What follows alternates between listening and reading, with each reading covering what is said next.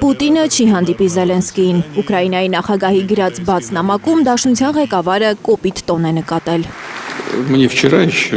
Երեկ իմ մամուլի քարտուղարը ցույց տվեց այդ նամակը։ Ուզբեկստանի նախագահի հետ հանդիպման էի, չհասցրի կարդալ։ Այսօր առավոտյան Պեսկովը այդ թուղթը նորից դրեց իմ առաջ։ Նայեցի, թռուցիկ, բայց այնուամենայնիվ նայեցի։ Песков опять эту бумажку подсунул. Նախ նամակի հեղինակը հիշատակել էր իմ տարիքը։ Ինչ ասեմ։ Իհարկե, տարիքի մասին բոլորը պետք է մտածեն։ Значит, ну что можно сказать?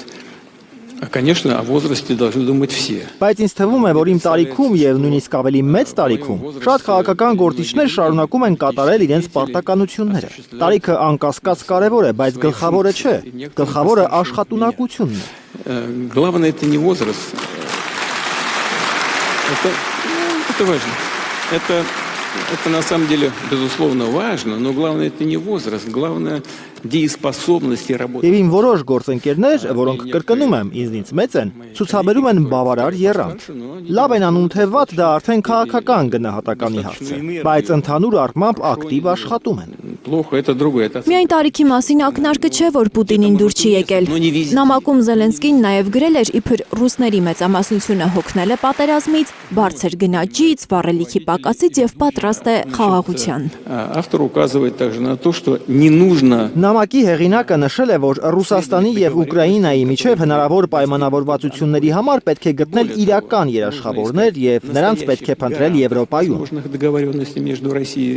Իհարկե, հուսալի երաշխավորները երբեք ավելորդ չեն լինում, բայց ինձ համար այնքան էլ հասկանալի չէ, թե ինչու է մերժվում ամերիկյան վարչակազմի նախագահ Դոնալդ Թրամփի դերը։ Оружие хотят получать. Զենք ուզում են ստանալ Միացյալ Նահանգներից, բայց չեն ուզում, որ Թրամփը երաշխավոր լինի։ Սա հարցեր է առաջացնում։ Մենք բոլորս տեսանք, թե ինչպես էր Դոնալդը ամբողջ աշխարհի աչքի առաջ դաստիարակում այս նամակի հեղինակին։ Նույնիսկ հագուստի կանոնների վերաբերյալ էր թեյտողություններ անում։ Давать все время Рэмбо, значит, первую кровь, конечно, ну, где-то, может быть, уместно, но не везде. Հասկանում եք, անընդհատ Ռեմբո խաղալը գուցե որոշ տեղերում տեղին է, բայց ոչ ամենտեղ։ Ինչ վերաբերում է վարվելակերպին, ուզում եմ շնորհակալություն հայտնել Դոնալդին այդ աշխատանքի համար։ Այն անկասկած օգտակար է եղել, բայց դեռ աշխատելու տեղ կա, պետք է շարունակել։ Но есть еще над чем работать, надо продолжать. Այսպիսով Պուտինը ուղիղ մերժել է նամակում Զելենսկիի դեմ առ դեմ բանակցելու առաջարկը։ Ռուսաստանի նախագահն ասել է, հանդիպելու համար հիմա իմաստ չի տեսնում։ И это письмо, о котором мы сейчас сказали. Այս նամակում բավականին կոպիտ դիտողություններ կան։ Արդյոք դա հանդիպման համար պայմաններ ստեղծելու համար էր, թե հակառակը, հանդիպման հնարավորությունը բացառելու համար։ Կարծում եմ երկրորդ։ Я думаю, что это второе.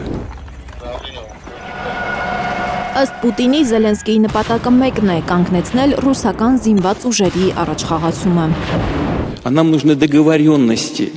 Не на полгода, не на 3 месяца. Բայց մեզ անհրաժեշտ են ոչ թե 6 կամ 3 ամսվա, այլ երկարաժամկետ, պատմական հեռանկար ունեցող պայմանավորվածություններ։ Ելույթի վերջում Կրեմլի ղեկավարը դիմել է ռուս զինվորականներին, այդ թվում նավաստիներին, սպաներին, ծովակալներին ու գեներալներին։ Очень важно, что Ամբողջ երկիրը նայում է ձեզ, հպարտանում ձեզնով։ Աշխատեք, եղբայրներ, հայտարարել է Պուտինը։ развиваются расчеты в Լիլիթ Գասպարյան, Անի Ղանդիլյան, Հայլուր։ новые коридоры. В Евразии